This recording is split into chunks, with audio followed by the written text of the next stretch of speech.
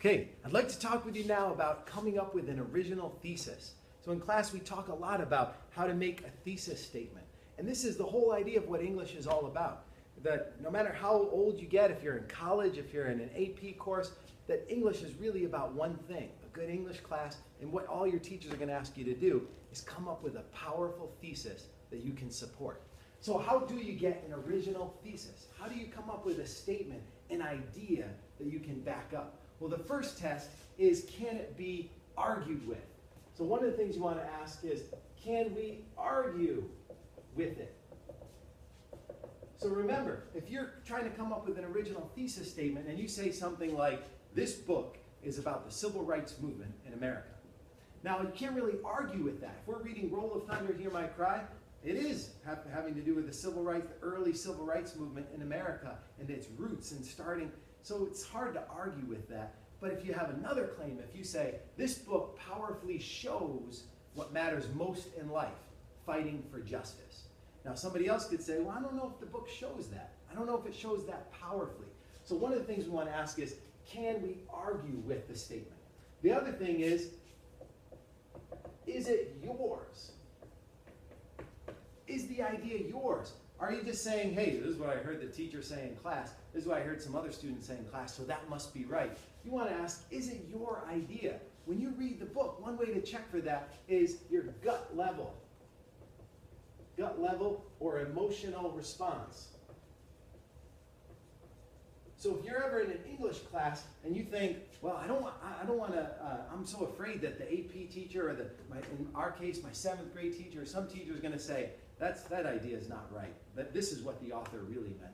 No teacher can really ever do that, because if you can back up your gut level response, your emotional response to a book, and you can prove it with quotes from the text, then you can disagree with that teacher and say, well, I know this is what you think, but look, I've got this evidence and it says otherwise. It's based on my gut level, my response, that this character seems great, but in actuality, I think this character is dubious. I think this character is betraying others, and here's why. Then that's great. That's what English is all about. It's coming up with your own gut level emotional response. And then the last thing, can you support it? So when you think about coming up with your own original thesis, you want to ask, can you support it? Is there evidence to back it up? If you've got a gut level response and you say, man, I really think this character in this novel is awesome. I think this character is a role model, and for everyone else in the novel, they should be more like this character. But then you can't really find evidence to prove it. It's hard to find evidence showing that character doing something noble or courageous or brave or fighting for justice. Then maybe you want to check your gut level response or ask yourself, why did you think that in the first place? And go back and think about it. But you want to really think, can you back it up? Can you find evidence? So the evidence in an English class is quotes.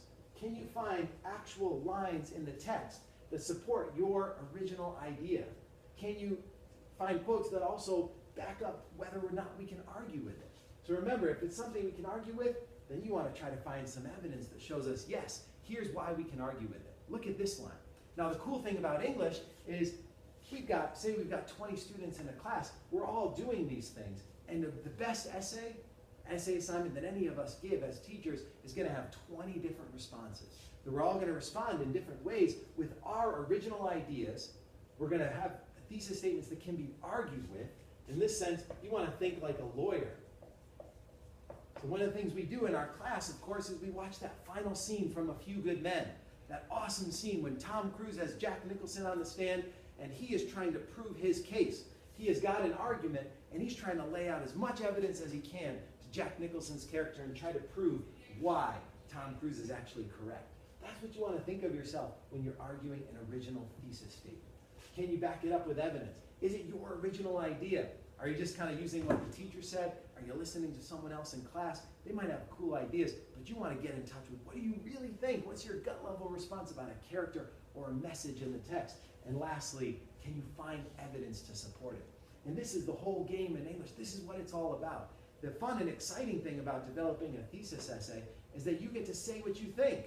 It shouldn't be a canned response. It shouldn't be something that's just kind of bland. It should be, what do you passionately think about this character, about the message of the novel, the theme, the impact of this book, and then find a way to prove it, to prove to your teacher, to prove to your classmates, to prove to any audience of your essay that your opinion, in fact, matters. Thanks very much, and good luck with the rest of your thesis statements.